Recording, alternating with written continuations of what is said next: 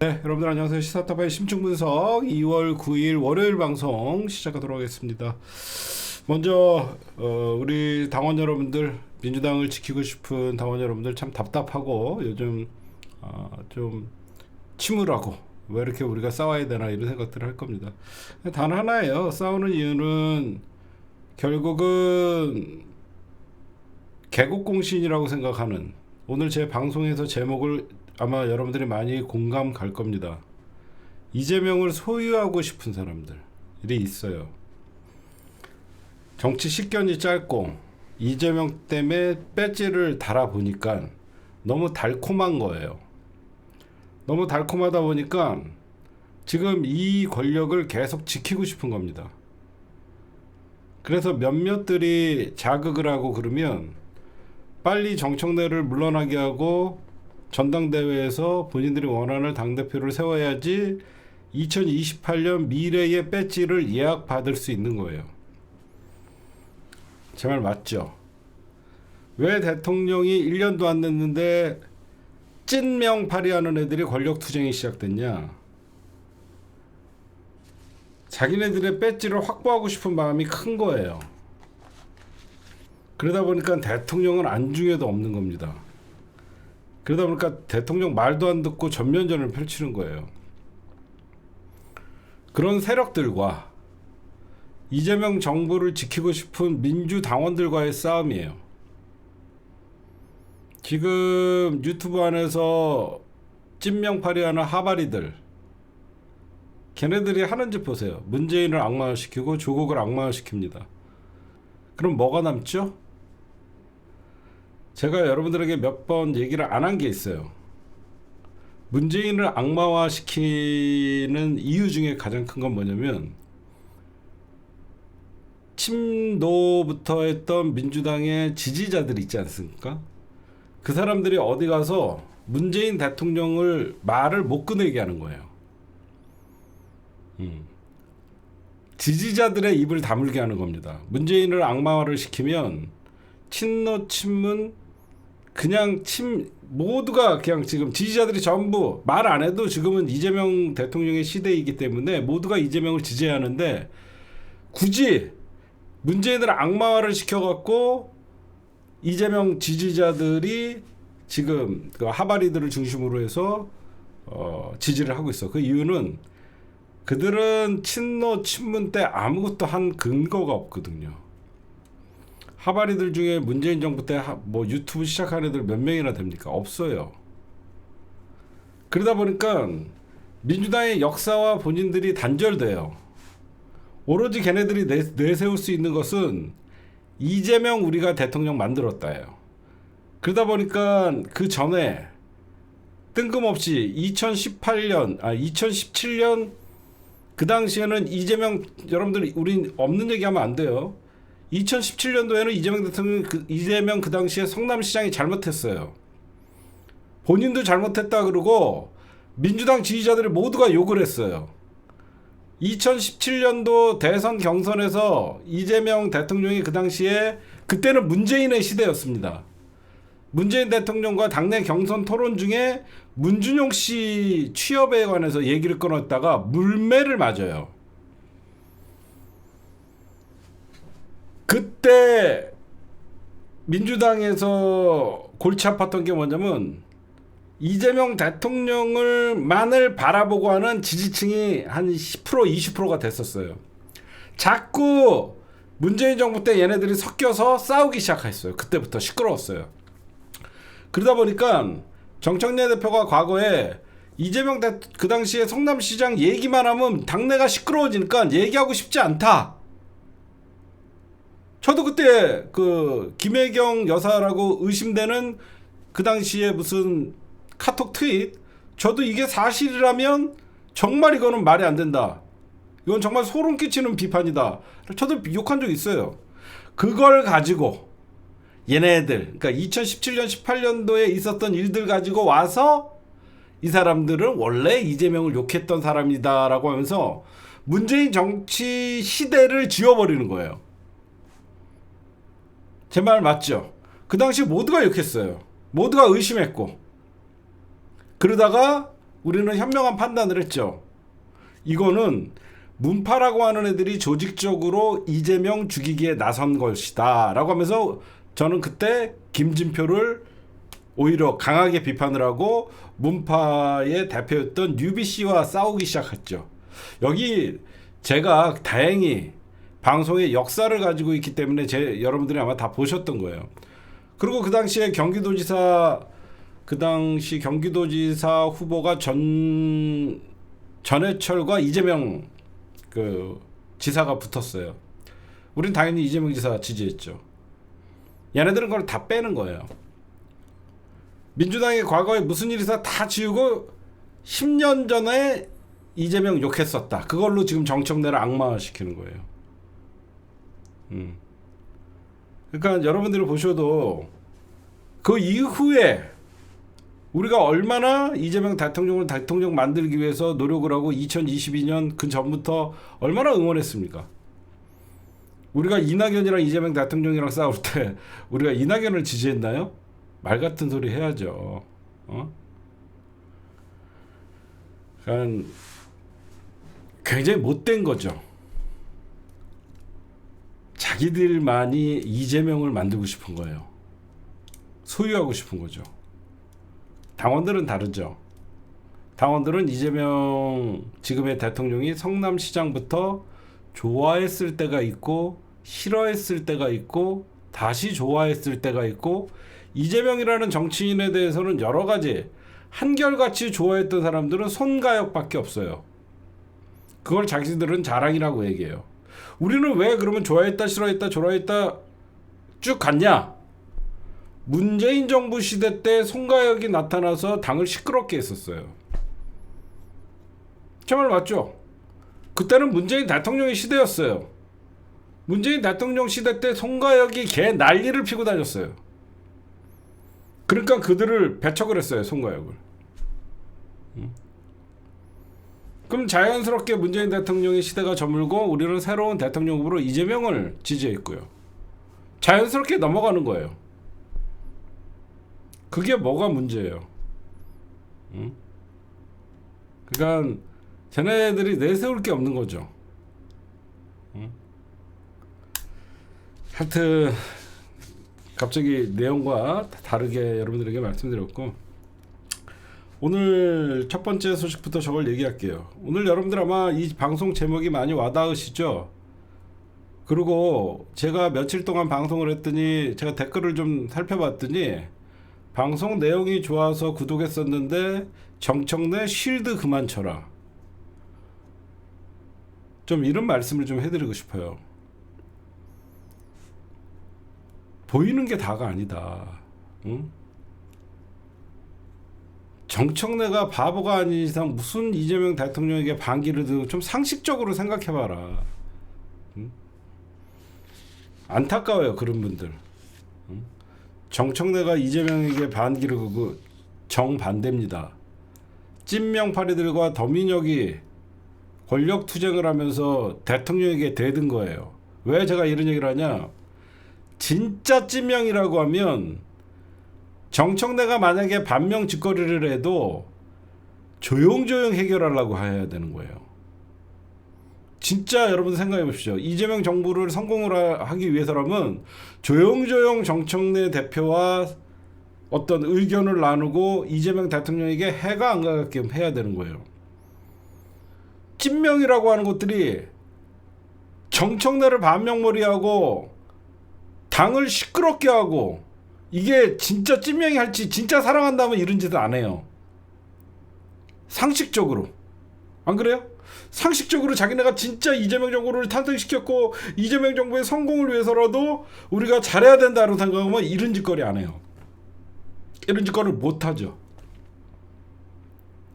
그걸 먼저 보고 먼저 시작을 할게요. 이재명 대통령의 지지율이 2주 연속 상승했습니다.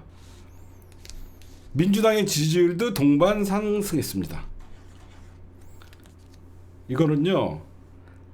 민주당의 지지율이 상승을 한 것은 대통령의 지지율 때문에 그냥 동반 상승했다라고 보면 되고 일단은 너무너무 전략적이죠. 민주당이 이렇게 시끄러운데 대통령 지지율이 상승을 하니까 민주당 지지율도 동반 상승을 해요. 이건 무슨 효과냐면 대통령이 정쟁에 휘말리지 않은 거예요. 제가 계속 얘기하잖아요. 전략적 분업이라는 게 이런 겁니다. 민주당 안에서 국힘당과 버금가는 싸움이 권력 투쟁이 발생했는데 대통령의 지지율이 올라간다는 것은 정쟁의 중심에 대통령은 비껴나간 거예요. 그 정쟁의 중심에 정청래가 서 있는 거예요. 그러다 보니까 대통령에게 올라갈 화살이 없는 거예요. 더 재밌는 걸 하나 말씀드릴까요? 왜 국힘당은 존재감이 점점 없어질까? 민주당이 밖에서 보면 시끄러우니까 국힘당이 민주당을 공격을 안 합니다. 그쵸? 생각해 보세요. 국힘당 지네도 시끄러운데 민주당도 시끄러우니까 굳이 국힘당이 민주당을 공격을 안 해요. 그러니까 민주당 안에서는 우리 눈에는 권력 투쟁으로 보이지만 정청래가 총대를 메고 있어요. 지금 정청래가 자기 정치한다. 정청래가 합당을 하려고 한다. 1인 1표제를 한다. 여러분들 보세요. 밖에서 정청래가 누가 봐도 정치 잘 모르는 사람들이 봐도 정청래가 총대를 메고 있죠. 뭐 때문에 정청래가 이 총대의 어떤 이유 중에 하나가 뭐죠? 1인 1표제였어요. 두 번째가 뭐죠? 합당이에요. 그럼 사람들이 생각할 때 합당은 좋은 건데 이런 생각을 해요. 그쵸? 합당은 좋은 건데, 그러니까 정청래가 이재명 대통령에게 반기를 들어갖고, 이게 여러분들 속으시면 안 되는 게, 정청래가 이재명 대통령에게 반기를 들었다 그러면 청와대와 민주당과의 싸움이 돼야 돼요. 어렵지 않죠? 쟤네들 말이 앞뒤가 안 맞는 게, 정청래가 이재명 대통령에게 반기를 들었으면 싸움이 민주당 최고위원들과의 싸움이 아니라 정청래 대 청와대의 싸움이 돼야 되는데 그게 안 되잖아. 이해가 가시죠? 싸움이 제대로 대통령의 지지율이 빠지려 그러면 정청래 대 이재명의 싸움이 구도가 발생을 해야 되는데 무슨 사안이 발생하면 대통령에게 송구해서 죄송하다라고 대통령에게는 당대표가 납작납작 그 사과를 하고 그러니까 대통령에게 싸움이 안 가. 안의 싸움으로 보이는 거죠.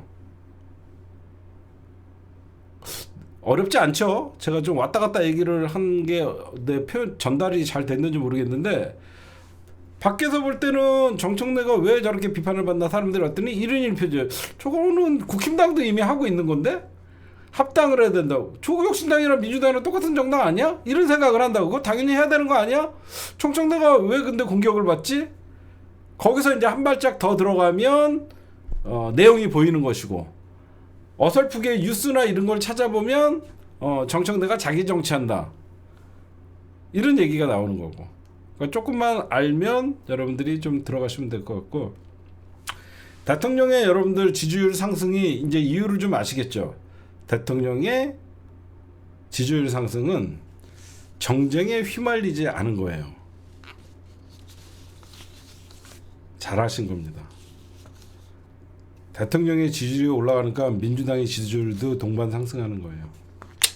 그렇게 여러분들이 좀 해석해 주시면 좋고 저는 연일 이재명 대통령이 부동산 문제를 때리는데 저는 깜짝 놀래요. 이분은 원래 직업이 대통령이었구나 이런 생각을 해요. 제가 이재명 대통령을 빠는 척을 하는 게 아니라 이분은 원래 대통령의 체질이구나 이런 생각이 드는 게 여러분들 우리가 오늘 이재명 대통령이 이거 얘기했잖아요. 임대사업자 등록만 하면 집 수백 채를 소유하고 각종 세금 혜택을 받는다. 이거요 옛날에 어떻게 한 거냐면요 문재인 정부 때 이 다주택자들 문제를 오히려 까놓고 음성화 시키니까 차명으로 소유하고 이런 걸 막고자 차라리 임대사업자 등록을 하라고 해서 세금을 부과하기 위해서 임대사업자만 등록하면 수십 채 수백 채를 갖고 있게끔 해준 거야. 근데 그러니까 음지에 있던 거를 양성화 시킨 거거든요. 그렇고 나는 그게 맞다라고 생각했어 예전에. 나 옛날에 저는 그게 맞다라고 생각했거든요. 저렇게 얼마든지 맘만 먹으면 차명으로 부인명으로 몇 채, 누구 명으로 몇 채, 아들 명의로 몇 채, 그럴 바에 차라리 떳떳하게 임대사업자 등록을 하게끔 하고 그에 따른 세금을 부과하면 된다라고 생각을 했어요. 그래서 그건 참 잘했다고 생각했는데 이재명 대통령이 이거를 얘기하는 거야.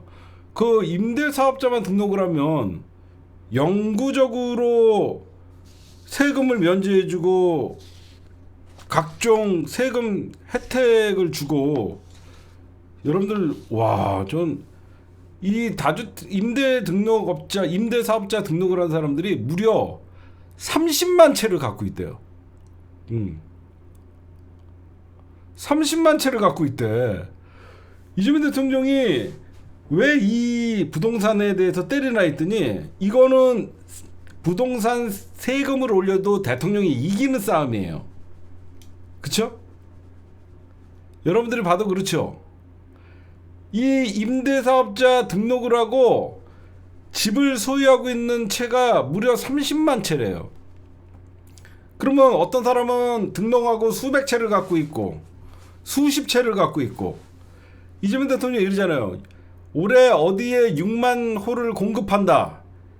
이들은 자금 동원력이 있기 때문에 이 사람들이 다 사들이는 거예요. 이런 사람들이 다 사들이면 아무리 지어도 끝이 없다는 거죠. 얘는 임대를 사업으로 하기 때문에 수십 채를 공급하고 세금만 낸다고 생각하는 거예요. 각종 세제 혜택을 받고. 와, 제가 소름 끼친 게 왜 임대 기간이 8년인데 끝나면 혜택도 줄여야 되는 거 아니냐? 그러니까 지금 수십 채 수백 채를 보유하고 있으면서 임대사업자면 너네 집 팔으라는 거야. 너네 앞으로 세금 혜택 안 준다는 거야. 그럼 어떻게 되죠? 30만 채가 시장으로 나온다고 생각해봐요. 대박이죠. 얘네들 앞으로 수십만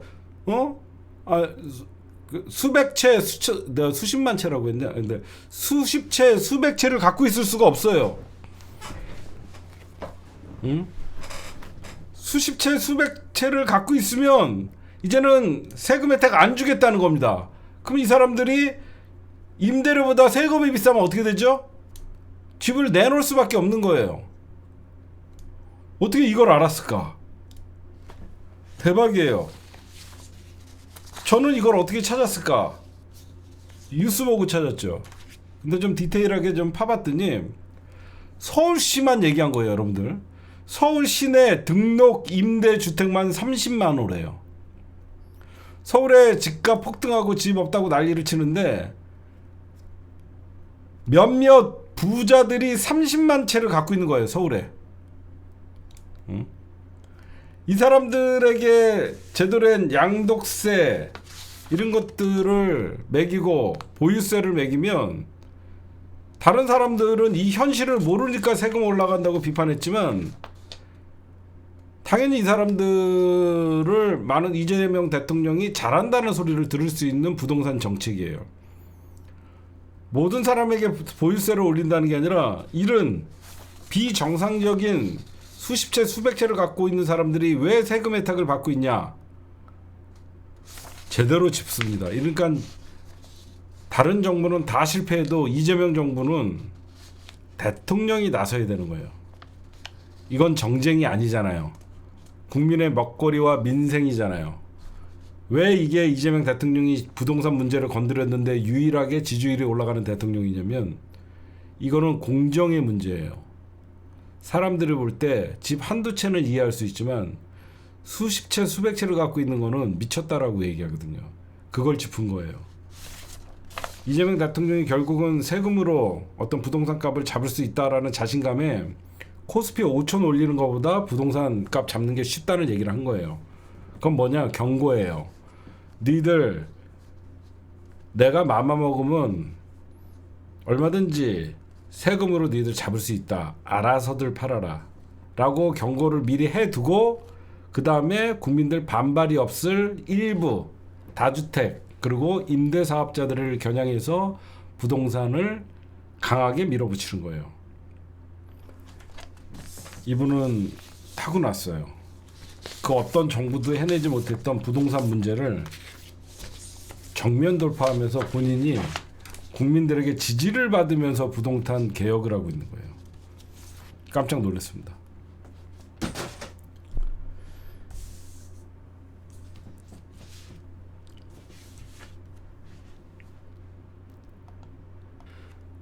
네, 지금 내일이 여러분들 이제 그 합당의 분수령이 되는 것이고 내일 가장 중요한데 아까 제가 여기저기 이제 좀 채팅을 좀 봤더니 합당 물 건너갔다. 전당원 여론조사 안 한단다. 이런 얘기겠는데 그거 정해진 거 아닙니다, 여러분들. 아시겠죠? 정해진 거 아니고요. 내일 의총에서 모든 의견을 다 들은 다음에 최종적으로 정청래 대표가 당원 여론조사를 붙일 것인지 아닌지도 정청래 대표가 결정을 하는 거예요. 지금 일부 뉴스나 뭐 여기저기서 물 건너갔다라고 얘기하는데 그건 아닙니다. 그리고 한병도 의원이 반대해서 전당원 투표가 무산됐다. 그것도 아닙니다. 언론들이 그거는 최고위원들 앞에서 그러니까 한병도 의원이 정확히 얘기한 거는 여기서 발표하지 말고 의총을 보고 결정하자. 의총을 보고 결정하자. 내일 의총을 그러니까 그 당시에 최고위원 끝장 토론했었잖아요. 어젠가. 그때 이제 결정을 하려고 그랬던 거예요. 그 5대 4니까. 그러니까 처음에는 한병도 빼고 5대 3이거든요. 5대 3으로 그 합당 찬성파가 최고위원회의에서는 더 많아요. 여기에 이제 한병도가 만약에 합당 찬성으로 힘을 실어주면 6대 3이 되는 거예요. 그럼 왜 한병도는 침묵했을까? 지금 한병도는 굉장히 중립을 지키고 있는데 그 이유는 원내대표까지 당대표와 손을 맞춰갖고 하면 당을 수습을 못합니다. 원내대표는 이럴 땐 중립을 지키는 거예요. 그래서 당대표가 총알 맞을 때 나머지 후속 작업은 원내대표가 해야 돼요. 그래서 한병도 대표는 일단 의총을 보고 하자.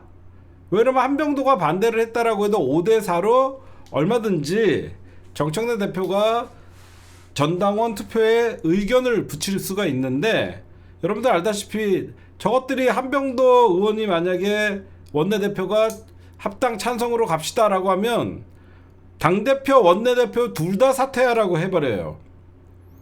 그러면 당일 수습할 수 있는 사람이 없죠. 그렇죠? 그래서 제가 보면 내일이 굉장히 중요한 건데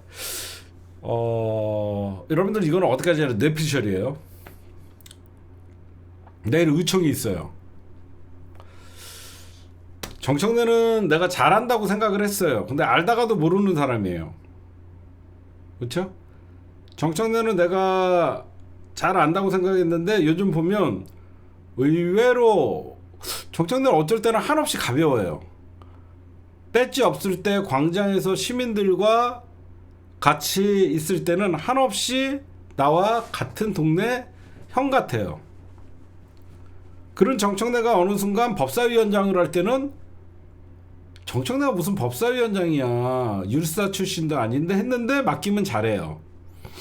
그래서 정청래의 새로운 모습을 봐요. 정청래 당대표 출마했을 때 그냥 저 솔직하게 얘기할게요.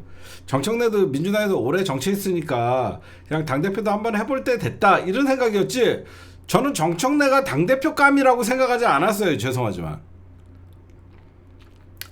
난 거짓말을 못해.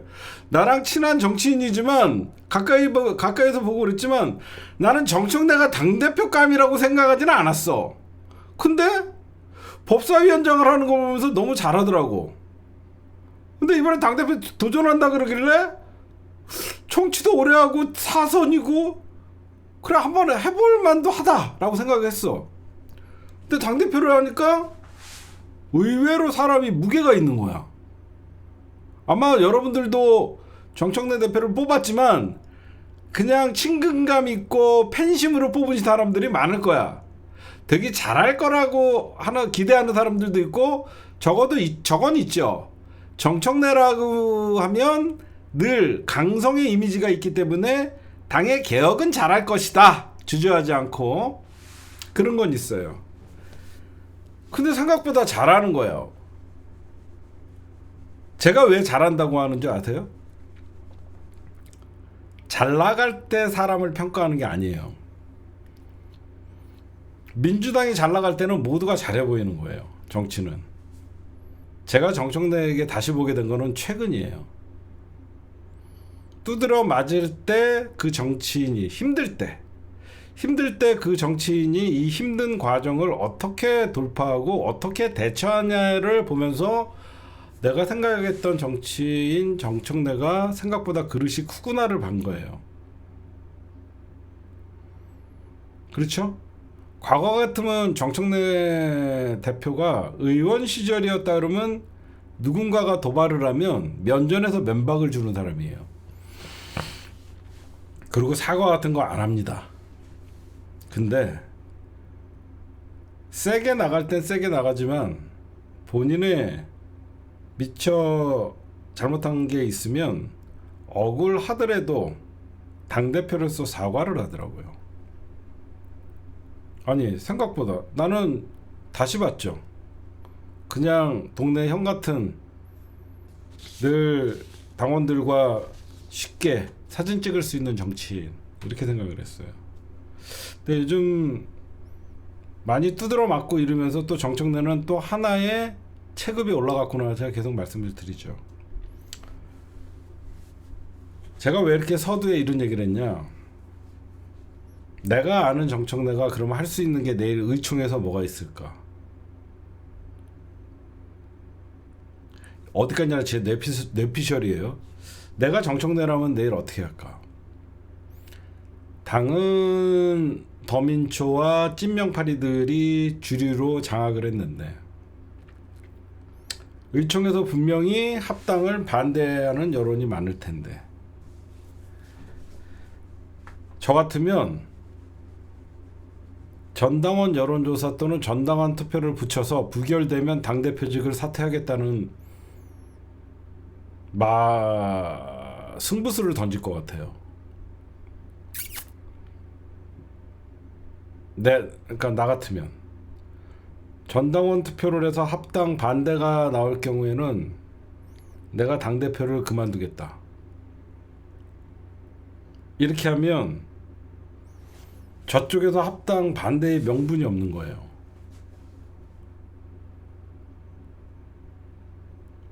제가 생각해본, 그러면 정청래의 출구 전략이 뭘까 생각을 했거든요. 그게 무슨 말이냐면, 제가 여러분들 사표 안 돼요. 그냥 내 뇌피셜이야.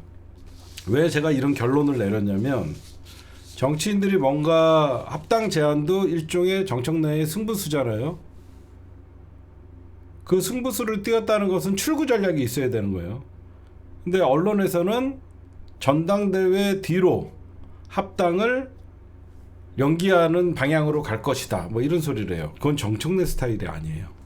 정청래를 모르고 하는 사람들이에요. 살다 여러분들, 합당을 선거 치른 다음에 하자는 말은 처음 들어봤습니다. 우리 이성적인 민주당 지지자 여러분들, 합당 왜 하려고 하는 겁니까? 선거 이기려고 하는 거 아니에요? 난 살다 선거 지나서 합당하자는 말 같지도 않은 말장난은 처음 들어봐요. 합당은요, 양당의 이익을, 하나의 마음을 둘이 합쳐서 하나가 돼서 선거를 이기기 위해서 합당을 하는 것이지, 선거가 끝난 다음에 합당을 할 이유가 뭐가 있나요? 난 살다 김어준 총수는 정치 30년 있었지만 저는 이 정치판 20년 있어봤는데, 선거 앞두고 합당은 여기저기서 늘 나오는 얘기예요. 그쵸? 선거 끝나고 합당하자는 소리는 처음 들어봤어요. 아니 내가 이 정치판에 20년 동안 김어준 총수만큼 가까이에서는 안 보더라도 나름 정치를 옆에서 오랫동안 봤어요. 6월 지방선거 끝나고 합당을 하자? 이거 말장난이에요. 왜 합당을 합니까? 지방선거 끝났는데? 아니 상식적으로 지방선거 끝났는데 왜 합당을 해요? 안 한다는 소리잖아요. 그쵸? 안 한다는 소리예요. 그럼 6월 지방선거 끝나고 합당하자 그러면 어떤 이 말이 얼마나 바보 같은 소리냐면 그러면 선거를 따로 치르겠다는 겁니다. 그게 모순이에요. 여러분들만큼 좀 현명하게 바라봐 주세요. 6월 지방선거 끝나고 합당하자. 그러면 그 전제를 다 빼먹는 겁니다. 그러면 선거를 따로 치르자예요. 그럼 어떤 일이 발생할까요? 여러분 잘 보세요. 6월 지방선거 끝나고 합당하자는 사람들의 이런 말을 합니다. 선거 그냥 연대하면 된다. 선거 연대하면 되지 합당할 필요 있냐 이런 얘기를 합니다. 최고위원 한석도 안 주려고 하는 새끼들이 무슨 선거 연대 나부를 선거 연대라는 말을 꺼내냐 이거죠. 연대라는 건요. 이쪽은 우리가 나올게 저쪽은 니네가 나가. 더 많은 양보를 해줘야 되는 거예요. 제 말 이해가 가십니까? 무슨 합당 무슨 미략설 연병하면서 문건 발견됐다라고 하면서 지명직 최고위원 한 자리도 안 주려고 하는 새끼들이 그걸 갖고 시비 거는 새끼들이 연대를 어떻게 할 건데? 나는 물어볼게. 선거 연대는 뭐죠? 무조건 민주당에게 조국혁신당이 양보하는 게 선거 연대인가요? 아니에요. 민주당이 10군데 중에 8군데 먹으면 조국혁신당 2군데는 줘야 되는 거예요. 그러면 전국을 따지면요. 조국혁신당 입장에서는 선거 연대가 훨씬 유리한 겁니다. 제 말에 모순이 있어요? 조국혁신당 입장에서는 이번 지방선거 때 민주당과 선거 연대를 하면 지분을 확보할 수 있어요. 합당을 하게 되면 공정한 경쟁을 치러야 돼요. 지분 요구를 못해요. 뭐가 이득입니까? 선거 연대는 더 많은 걸 줘야 돼요. 여러분들 제 말 맞지 않아요? 조국혁신당이 바보입니까? 서울 전역은 민주당이 다 나가고 호남에서도 니네 2개만 나와. 아니 조국혁신당이 아무리 자존심이 없고 아무리 지금 지지율이 안 나온다고 조국혁신당이 민주당이 하라는 대로 합니까? 진짜 상식적으로 생각해보라고. 합당을 하면 선거 전에 빨리 합당을 하면 공정하게 경선을 치러서 거기서 알아서 나가면 되는 건데 선거 연대라는 말은 둘 다 자기 이득을 위해서 엄청나게 싸울 거 아닙니까? 얼마나 삐그덕거려요. 그리고 6월 지방선거 이후에 합당하자 하는 분들 제가 이걸 물어볼게요. 그러면 선거를 따로 치르자고 하는 건데 조국혁신당이 이현주나 이런 사람들의 발언에 얼마나 상처를 입었습니까? 조국혁신당이 합당을 위해서 이번 지방선거 때 선거를 따로 치르는데 후보를 안 내겠습니까? 예를 들어서 서울 경기 지역에 시의원 구의원뿐만 아니라 기초단체장에 자꾸 조국혁신당 니콜 호남을 생각하는데 호남은 당연히 조국혁신당이 그나마 센 지역이라서 자꾸 호남을 하는데 조국혁신당도 서울시랑 수도권에 왜 후보를 못 냅니까? 그거 내면 어떻게 할 건데요? 조국혁신당이 만약에 서울시장 후보에 조국 대표가 빡쳐갖고 서울시장 후보 도전하면 어떻게 할 건데? 서울시장 후보에 조국 나오고 부산시장에 박은정이나 누구 나오면 어떻게 할 건데? 둘 다 조국 탓할 거야? 합당 무산시킨 니네가 책임질 거야? 아니 생각해봐요. 부산시장에 조국 도전하면 어떻게 할 거야? 예를 들어서 왜 6월 지방선거 이후에 합당하자는 거짓말을 하냐 이거죠. 그냥 정청래 끌어내리고, 그래서 우리가 권력 투쟁이라고 얘기하는 거잖아. 여러분들, 제가 정청래를 쉴드 치기 위해서 억지를 부린다고 생각하십니까? 전 누구보다도 정치 분석을 할 때는요, 사적인 관계를 접고 얘기해요. 지금은 정청래가 옳은 길을 가고 있기 때문에 이런 말도 안 되는 6월 이후에 합당하자, 왜 지금이냐, 본질은 사라지고 정청래 끌어내리기만 남은 거예요. 합당 제안을 했지 합당을 발표한 게 아니잖아요. 김어준 총수 말대로. 그러면 합당 제안했으면 왜 우리에게 안 물어봤냐? 아, 미안하다, 사과했잖아요. 지금이라도 알았으면 당대표와 격렬하게 토론을 하고, 합당을 했을 때 유불리를 따지고 당원들의 의사를 묻고, 그게 프로세스잖아요.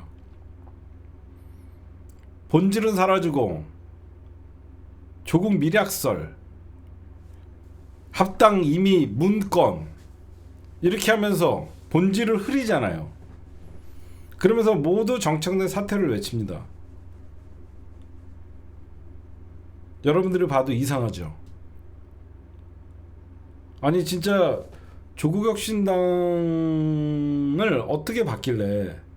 6월 지방선거 이후에 합당, 조국혁신당이 뭐가 아쉬워갖고 지방선거 끝나갖고 잘 되든 못 되든 민주당한테 으르렁거릴 텐데, 선거 끝나자마자 배알도 없습니까? 조국혁신당이? 우리 선거 이번에 조국혁신당 참패했으니까 민주당에 들어가자 패잔병 같이 들어올 것 같아요? 절대 안 들어와요. 절대 안 들어와요. 그러면 여기저기서 이제 경쟁에 붙게 되면 조국 혁신당 당원들이 합당 반대를 합니다. 왜? 감정이 상했거든요. 감정이 상했기 때문에 조국 혁신당 당원들은 절대 합당을 찬성하지 않을 거예요. 오히려. 그리고 진짜 여러분들, 사람들이 착각하는 게 있어요. 이 정도까지 조국혁신당과 민주당의 합당이 찐명파리들에 의해서 퇴색되고 훼손되면요, 조국혁신당 지지자들이 박찬대 같은 애들 인천시장 나오면 찍어주기가 싫은 겁니다. 이미 조국혁신당 지지자들은 상처를 입었어요. 지금 합당을 반대했던 인간들이 그 지역의 기초단체장 또는 뭐에 도전을 하면 찍어주고 싶겠습니까? 조국혁신당 당원들이 지난 총선에서 조국혁신당이 680만 표를 가져갔어요. 얼마나 합당 반대하면서 이현주 같은 애들이 조국 대표를 난도질을 하고 합당 반대하는 인간들이 조국혁신당을 개무시했습니까? 진보는 자존심이 상하면 절대 안 가요. 그런 것도 생각해야 돼요. 그래서 제가 계속 강조하는 게 딴 게 아닙니다. 살다 선거, 합당이라는 건 선거를 앞두고 자연스럽게 공동의 가치가 두 양당의 가치가 같고, 어떻게 보면 하나의 목표가 같으면 선거를 위해서라도 합당을 해서 같이 싸우는 게, 여러분들 시너지 효과가 있잖아요. 선거 끝나고 합당하자, 처음 들어봤습니다. 이런 말들을 아무 생각 없이 민주당 지지자라고 하고 이재명 대통령 지지자라고 하는 사람들이 왜 합당을 지금 하냐, 앵무새같이 떠들고 다녀요. 6월 지방선거 끝나고 합당하면 되지 왜 지금 하냐. 6월 지방선거 끝나고 합당을 뭐하러 합니까? 총선은 2년이나 남았는데. 안 그래요? 아니 이번 지방선거 6월달 끝나면 총선은 2년 남았는데 뭐가 아쉽다고 조국혁신당이나 민주당이 합당을 그때 하겠냐고요. 지금 해야지 선거를 이기는 거예요. 진짜 답답해서 말씀드리는 거예요.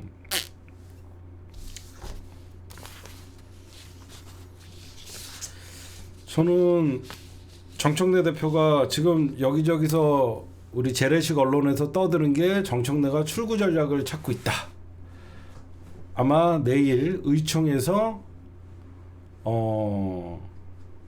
정청래가 출구 전략을 찾고 전당원 투표에 안 붙이고 선거 뒤에 합당을 선언할 것이다. 그럴까요? 제가 아는 정청래는 이렇게 물러서지 않습니다. 이거는 여러분들 다 알다시피 합당은 이재명 대통령의 니즈였어요. 이 합당에 가장 이익을 보는 사람은 정청래가 아닙니다. 합당하면 경쟁자가 늘어나는데 정청래가 뭐가 이득을 봅니까? 이 합당의 최대 수혜자는 이재명 대통령이에요. 이제 웬만한 국정 내란 사태에 대해서 제2특검까지 임명하고 내란 재판부까지 설치하기가 됐기 때문에 다음 정치 행보는 강한 집권 여당 180석의 힘으로 대통령과 당이 똘똘 뭉쳐서 개혁하는 거예요. 조국혁신당 12석이 밖에 있으면 지금이야 여러 가지 동지애가 있지만 나중에 어떻게 되는지 모르는 겁니다. 민주당에 있으면 자기네 당 대통령을 공격을 못하죠. 조국혁신당은 얼마든지 맘만 먹으면 이재명 정부를 공격할 수 있는 위치에 있어요. 밖에 있는 것보다 이제는 안에 들어와 있으면 전혀 어색하지가 않아요. 이재명 대통령이 최고의 수혜자죠. 응? 합당 물 건너갔다고 얘기하는 애들은요, 그냥 찐명파리들의 언론 플레이예요. 정해진 거 없습니다. 제가 분명히 얘기합니다. 니들보다 내가 취재력 좋다. 제가 말을 아끼겠습니다. 내일 여러분들 깜짝 놀랄 일이 벌어질 겁니다. 말을 아끼는데 정청래가 여기까지 두드러 맞고 온 다음에 출구 전략을 선거 뒤에 합당을 선언을 하고 그럴까? 그거는 정청래의 정치 생명이 끊어지는 거예요. 정청래의 리더십이 큰 타격을 입는 겁니다. 정청래가 어떤 식으로든 내일 입장을 정리할 거예요. 내가 아는 정청래는 두 가지라고 생각해요. 전당원 투표에 붙여서 본인의 직을 걸던가 다음 당대표 전당대회에 출마하지 않겠다. 그러면 저쪽이 할 말이 없어요. 여러분들 제 전략 어때요? 정청래 대표가 내일 합당은 이재명 정부의 성공을 위해서 선거를 이겨야지 이재명 대통령의 힘을 받는다. 내가 연임을 위해서 합당을 하려고 한다. 이런 말 오해를 불식시키기 위해서 다음 전당대회에 나가지 않겠다. 또는 전당원 투표에서 부결되면 내가 사퇴하겠다. 이게 정청래의 정치예요. 내가 아는 정청래는 선당 후사지 본인의 사적 이득을 취하는 정치인이 아니에요. 이름은 정청래 연임을 위해서 1인 1표제니 정청래 연임을 위해서 합당을 조국과 밀약을 했다느니 이런 말이 저쪽이 할 말이 없는 겁니다. 그렇죠? 아니 정청래 대표가 지금 저렇게 합당을 반대할 수 있는 애들을 한 방에 제압할 수 있는 것은 두 가지예요. 전당원 투표에 붙였을 경우 부결되면 당대표직을 던지겠다. 두 번째, 여러분들이 걱정하는 것 같이 합당 후에 제가 연임을 위해서 그런다. 저는 다음 전당대회에 도전하지 않겠습니다라고 선언을 하면 끝나는 거예요. 만약에 정청래 대표가 선거 뒤에 합당을 한다라고 하면서 출구 전략을 모색할 걸로 많은 언론들이 얘기하는데, 그럼 제가 실망할 것 같아요. 그건 정청래의 스타일이 아니에요. 제가 보면.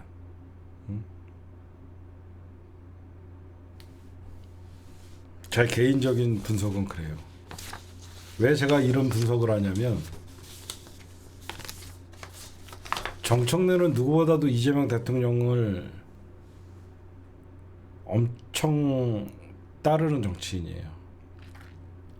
예전에는 이재명 당대표가 민주당 초선으로 왔을 때는 제가 본 것만 말씀드릴게요.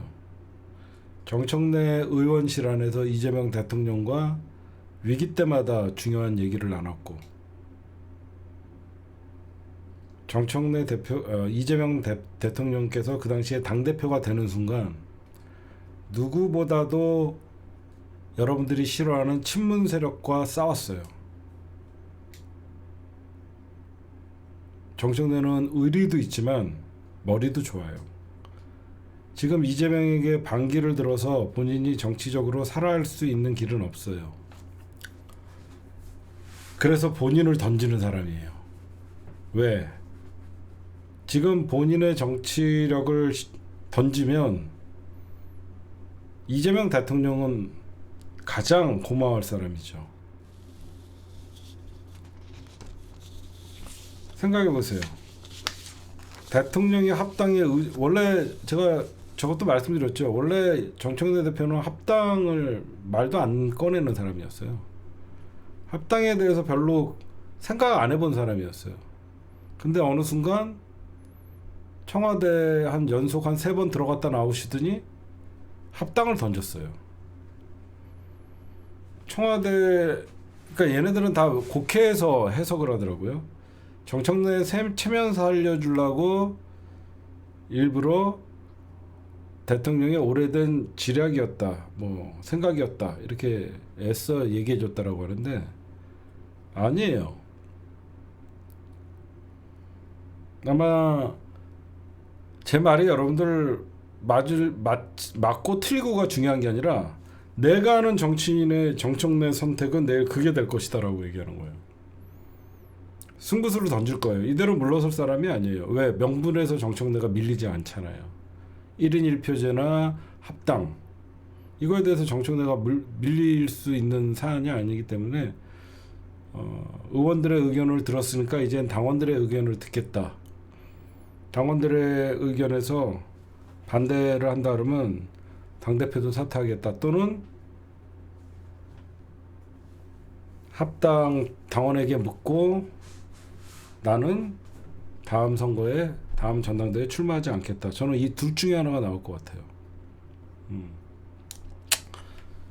제 분석은 그래요.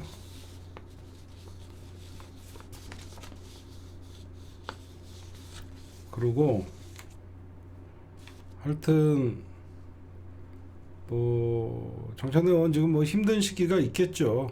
근데 사람들은 이 기회에 정청래를 죽이려고 하죠. 정청래는 아마 정치를 시작한 다음에 이렇게 주목을 오랫동안 받는 일은 처음일 겁니다.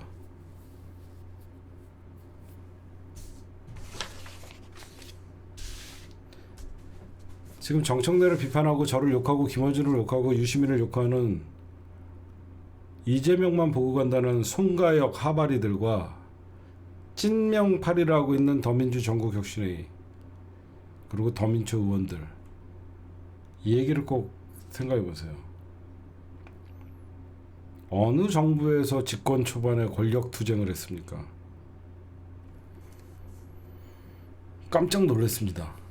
그래서 예전에 호족들을 조선시대에는 권력을 잡으면 제일 먼저 죽였던 거예요.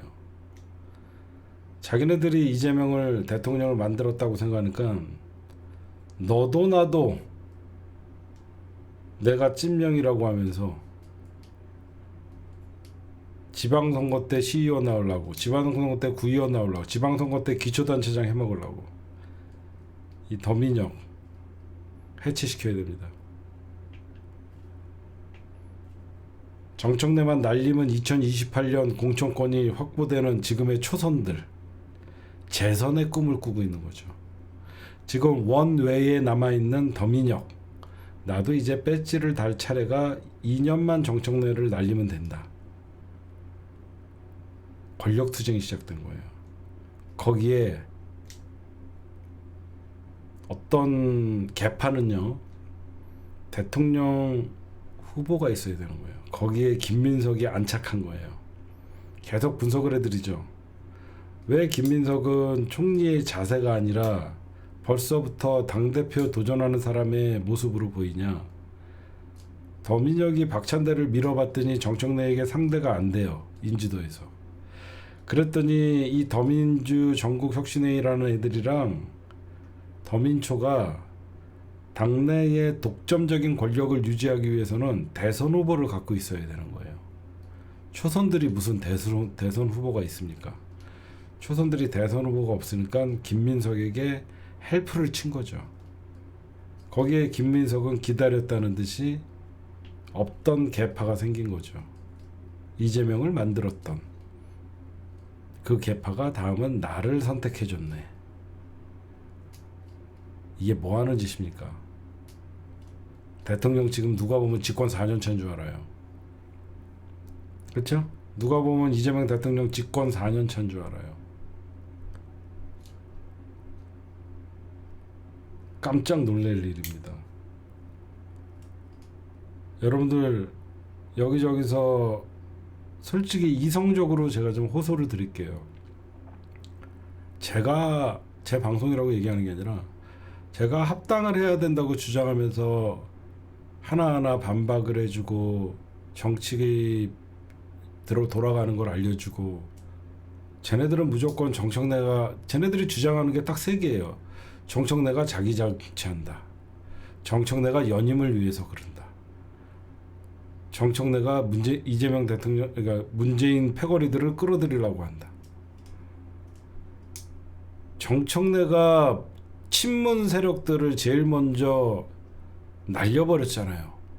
눈으로 봐놓고 박광원이가 같이 정청래 사퇴하자 그러니까 너나 사퇴하라 그러면서 홍익표를 빨리 원내대표로 임명을 하면서 누구보다도 친문 똥파리들 날리는데 정청래가 앞장선 사람들이 이제 와서 무슨 친문 세력들을 다시 끌고 들어온다는 소리를 합니까? 아니 상식적으로 생각해 보라고요.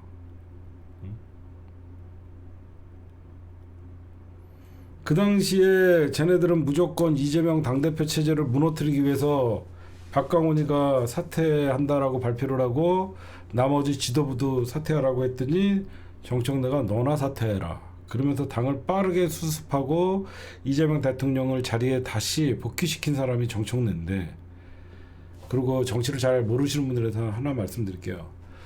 친문 정치인들도 정청래 싫어해요.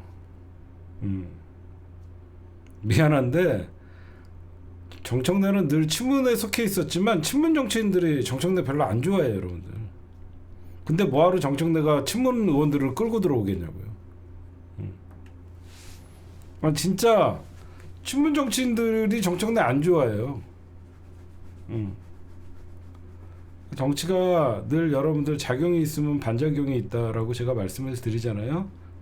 정청래는 자기도 모르게 이제 당대표에서 또 체급이 올라갔어요.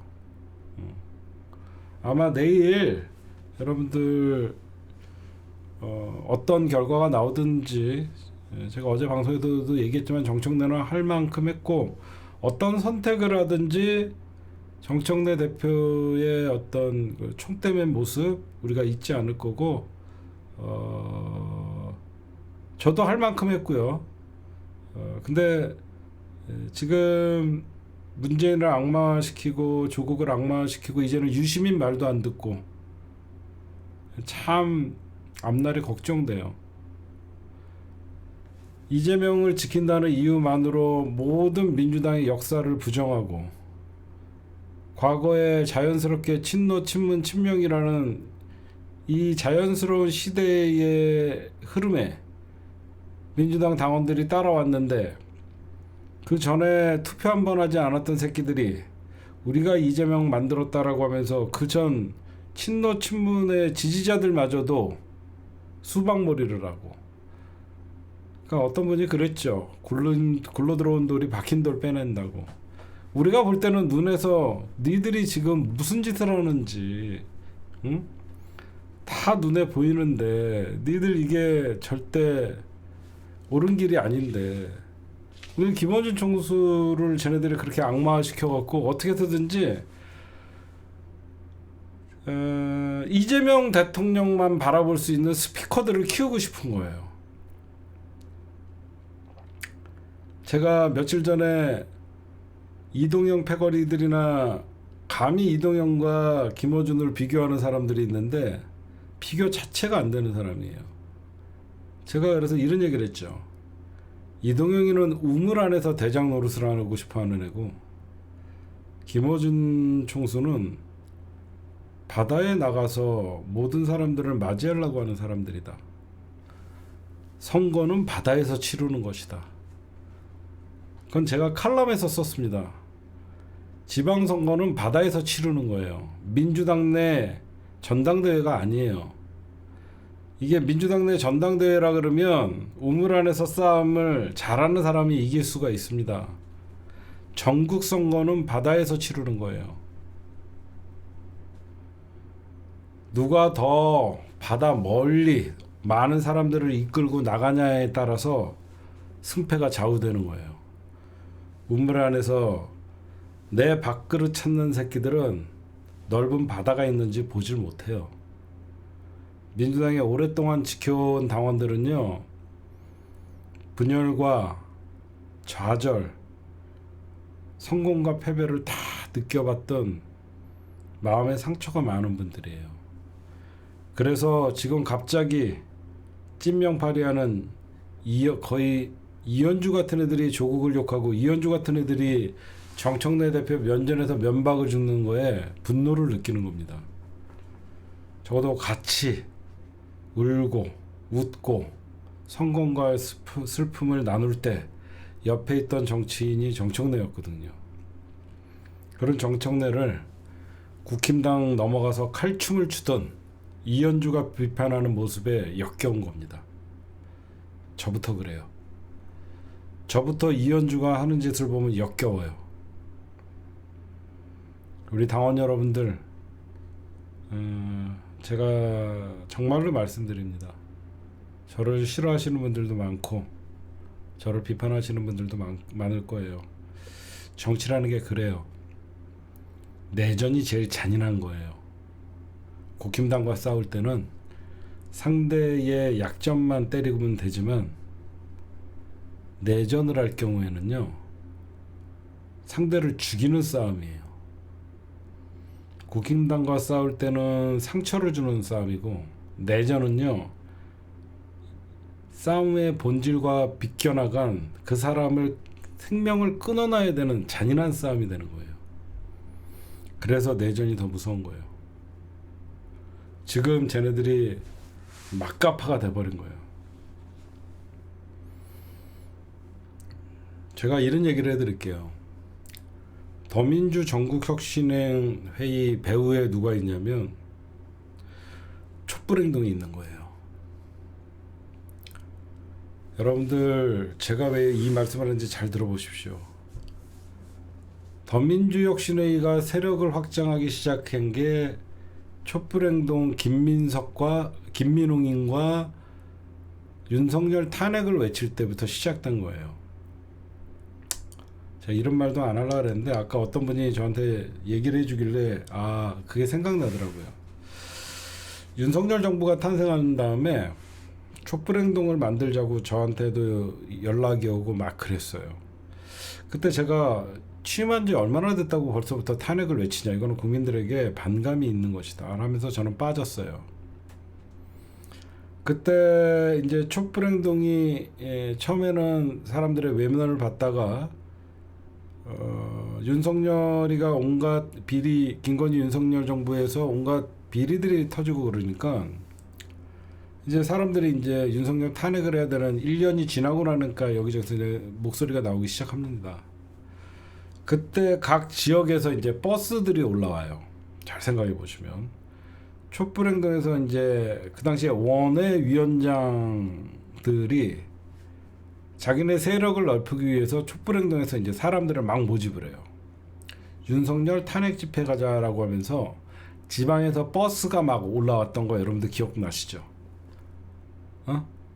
그때 갑자기 각 지역마다 촛불 집회 버스 담당들이 생겨요. 그게 다 더민주 혁신회의에서 이제 거기서 세력을 확장하기 시작했던 거예요. 연대를 하고 그게 나중에 이게 원외 그러니까 손가역들이 결국은 원외 위원장들 직들을 맡고 이재명 당대표 시절에 원외 위원장을 맡고 그 다음에 얘네들이 세력을 확장을 하면서 더민주 혁신회의를 만들고 그러면서 얘네들이 이제 윤석열 탄핵 이 집회에 그때까지 잘했어요. 그때까지 잘못했다는 게 아니에요. 윤석열 탄핵에 전국에서 힘을 모아갖고 오는 거 나쁜 거 아니죠. 그 이재명 대통령 만드는데 현격한 공이 있고요. 저는 그걸 부정하고 싶다는 게 아니에요. 멈출 줄 알아야 되는데 그때부터 이제 조직을 확장을 하고 그 세력을 넓혔던 거예요. 그러면서 얘네들이 이제 혁신회의가 더민주 최대 조직이다. 어떻게 이렇게 자신 있게 얘기하겠어요? 그 촛불의 행동에 있었던 회원들이나 명단을 이제 본인들의 회원으로 넣겠죠. 여러분 알다시피 촛불행동 상임 대표가 김민웅이에요. 예전에 조국팔이 제일 많이 했던 김민웅이가 이제는 조국을 비판합니다. 저한테 무대 한 번만 올라오게 해달라고 사정을 했던 김민웅이가 지금 저러고 있는 거예요. 속지 마세요. 여러분들 기억 안 나세요? 왜 탑바님은 촛불행동 윤석열 탄핵 저기 안 나가요? 그래도 딱 한마디 했습니다. 저기는 나랑 결이 다르다. 저기는 나랑 결이 다르다. 저기는 내가 갈 때가 아니다. 여러분들은 자유롭게 참석해라. 저쪽은 특정 목적을 가지고 만든 집단이에요. 저쪽은 특정 목적을 가지고 만든 집단이고 저는 저렇게 특정 목적을 가지고 하는데 제가 갈 마음이 없었어요. 시간이 지나고 보니까 퍼즐이 맞춰지더라고요. 각 지역에서 특히 호남 지역에서 많은 사람들을 촛불행동이 버스로 실어 날랐거든요. 그때 막 전국에 버스 조직도가 생기고 그러더라고요. 저게 더민주 혁신회의구나. 여러분들 제가 더 이상한 거 말씀드릴게요. 더민주 혁신회의 가입비가 얼마인 줄 아세요? 50만 원이에요. 50만 원. 제가 알기로는 더민주 혁신회의 가입비가 50만 원이에요. 가입비가 있더라고요. 50만 원. 그게 의원들 가입비가 50만 원인지 몰라도 50만 원이더라고요. 제가 취재해 보니까. 진짜요. 아마 검색 더민주 한번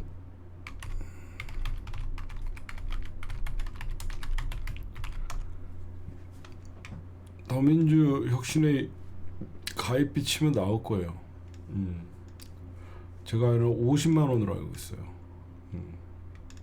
의원들이 50만 원인지 일반인도 50만 원인지는 잘 모르겠어요.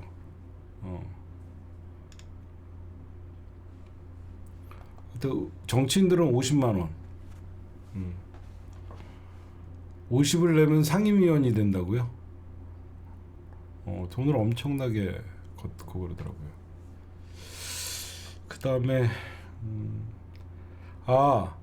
저희 지금 서명 여러분들 어떤 사람이 왜 발표 안 하냐고 자꾸 그러는데 제가 정무적 판단을 좀 하고 있으니까. 그리고 여러분들 어려움이 좀 있어요. 무슨 어려움이 있냐면 국회에서 기자회견을 하기 위해서 소통관에서 하려고 하면요, 의원이 잡아줘야 돼요. 의원이 소통관을 잡아줘야 되는데, 제가 그렇다고 정청래 대표한테 잡아달라고 하겠습니까? 더민혁 해체하라고 하는데 의원들이 지금 사실 다 쫄아 있더라고요. 더민혁이 벌써부터 주류 행사를 하고 개판을 쳐놔갖고 지금 12,664명.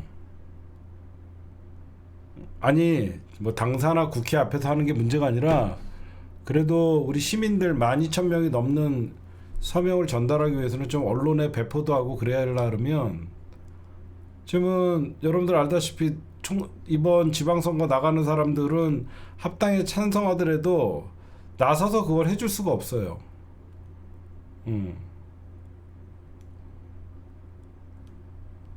의원들 같은 경우 여러분들 이번에 지방선거 나가야 되는 사람들이 만약에 더민혁 해체하라는 이 국회 소통관을 잡아주면 본인들이 반을 잃게 되잖아요. 그렇다고 제가 조국혁신당에 부탁해갖고 하는 것도 모양새가 안 좋고, 문정복은 최고위원이잖아. 문정복은 최고위원이고, 다른 의원들에게 굳이 내가 이거를 피해를 주면서 해야 되겠나 싶어갖고, 그렇다고 좀 하여튼 지금 고심 중이에요. 지금 의원들이, 중진들도 이것들이 아래 위도 없어요 지금. 지네가 더불어민주당 최대 개파 더민혁 더민초, 아래 위도 없고 지네가 지금 그러고 있어요. 다 몸살이에요. 다 몸살이에요.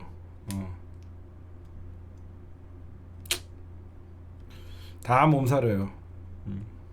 최민희 의원 같은 경우에는 물어보지도 않았어요. 왜 그러냐면 현재 뭐 당 윤리심판원에 제기돼 있는 상태고, 그래서 아니 민주당 사업이 안 되나요가 아니라, 안 되는 게 왜 안 되는, 국회 소통관에서 하면 거기는 항시 기자들이 있기 때문에 바로 언론 보도자료로 나가서 거기서 하려고 하는 거지. 우리가 하려고 하면 민주당사 앞이니 국회 앞이니 얼마든지 하지, 말 뜻을 못 알아들어.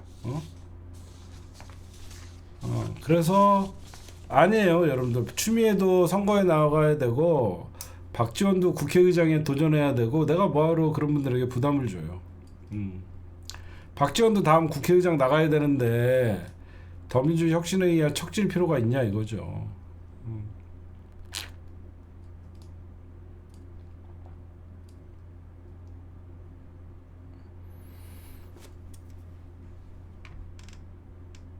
맞아, 김민전이 그래서 욕먹자는, 야 이 도라이 새끼야, 어따가 대고 백골탄이랑 이 도라이 새끼야 비교를 하냐, 이 정신 안드로메다에 있는 놈아. 더불어민주당 권리당원의 기자회견을 어디 백골단이랑 비교하냐 이 도라이 새끼야. 응? 아이고 정신 안드로메다가. 하여튼 내일까지 계속 여러분들 저기 뭐야 저 뭐죠? 계속 적어는 좀 해주세요. 계속 서명은 계속 좀 해주세요. 아시겠죠? 서명은 계속 여러분들 많이 파내고 15,000명은 넘깁시다. 서명은 15,000명은 좀 넘깁시다.